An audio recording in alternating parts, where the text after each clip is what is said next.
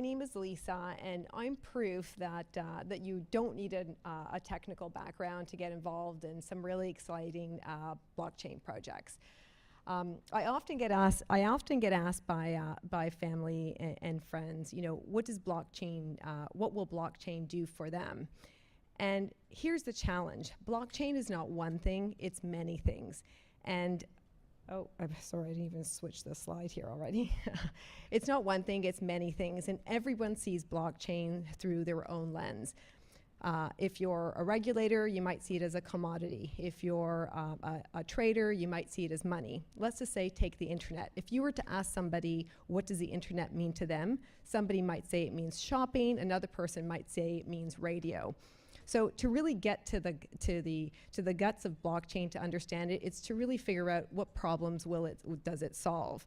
So I invite you to take a ride with me down sort of memory lane. And I know in 1998, I wasn't looking to try to find a better way to search for information. I was thrilled with Ask Jeeves.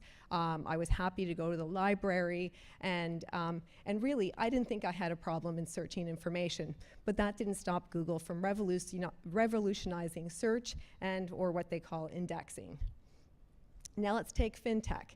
I had a small part-time business that I really wanted to grow, and it was painful for me to try to get a loan. And in addition, because I only had a handful of clients, none of them were in Canada, they were all in Europe, I had to actually accept wire transfers to do most of my exchanges. Once again, I asked around small business owners, consultants. This is just the way it was. I didn't think I had a problem. I accepted what I had, and then bam. FinTech came along and said, ma'am, we're faster, we're better, and they revolutionized the customer experience. Now, let's take blockchain. Blockchain is a new technology. It's in its infancy. And some people believe that blockchain is where the internet was in 1995. Blockchain solves a problem that many of us don't know we even have, especially if we live in Canada or the US. Blockchain solves the problem of trust. We automatically trust our financial institutions and credit card companies to be able to act as our middlemen to prove you are who we are, and as well as to authenticate, to authorize, to store, and all online transactions. Now, financial institutions aren't going away, but what blockchain has actually done is said, you know what? Rather than centralize all your trust into one institution, why don't we decentralize the trust from one to many? So the blockchain promise is really about the decentralization of trust. And this isn't a new concept. Trust has always been an issue since the beginning of time when we were dealing with any transactions over the internet. And here's a famous cartoon from 1993 that just really shows, that we really had to prove you are who you say you are, and we always had to rely on a third party. I'm going to transfer it over to Natalia, who's going to really talk about the guts of blockchain. So what is the blockchain?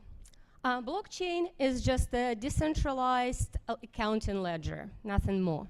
If we were to look inside of blockchain, we will see a list of transactions that outline who transferred how much in a digital asset to who, at what point of time.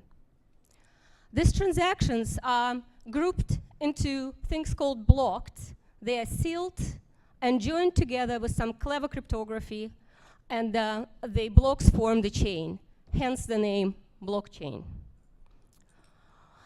There is no central authority or repository. Instead, the copy of this ledger is stored on multiple computers around the world.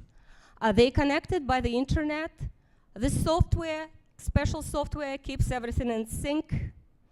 And the users are people just like you and me.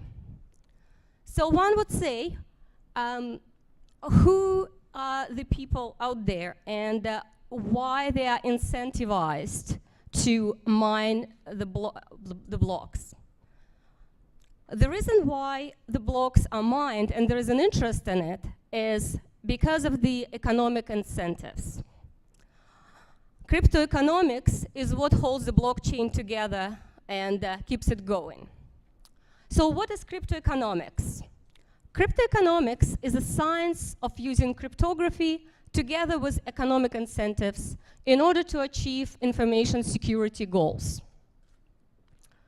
So blockchain, by design, relies very heavily on economic incentives and penalties. We use rewards to recruit individuals called miners who produce the blocks, and if a miner wins the race to get to and produce the block, they win a reward. And this reward is paid out in a cryptocurrency which is native to the blockchain. This reward is a very powerful thing, and that's essentially, in accounting terms, which means ensures the going concern of the cryptocurrency or the blockchain. However, the penalty, economic penalty, is something that guarantees the security of the blockchain. So if a miner decides to cook the books and change the history, the participators of the network will quickly realize that, and as a result, he will miss out on the reward, in the meantime, still paying for electricity, for hardware, etc. And in addition, if a group of bad actors decide to group together and act maliciously and take over the blockchain to control the majority of so-called hashing power, this is something known as a 51% attack. They will also need to know that it's it's very costly. And on the next slide, you see some statistics around how much it will cost to continue with the attack. So now that we covered economic part, we're on to cryptography. I'll transfer it to Lena. Blockchain is on people's computer. You can download blockchain and it will be on your computer. But what stops you from actually going there and change the information? That the cryptography that protects this information. Nobody can impersonate you, nobody can impersonate your transaction because you hold your private key and you sign transaction with your private key. And also, nobody can redo the block because it's protected by the hash function. And hash function, it's essentially just a meat grinder because you cannot convert it back.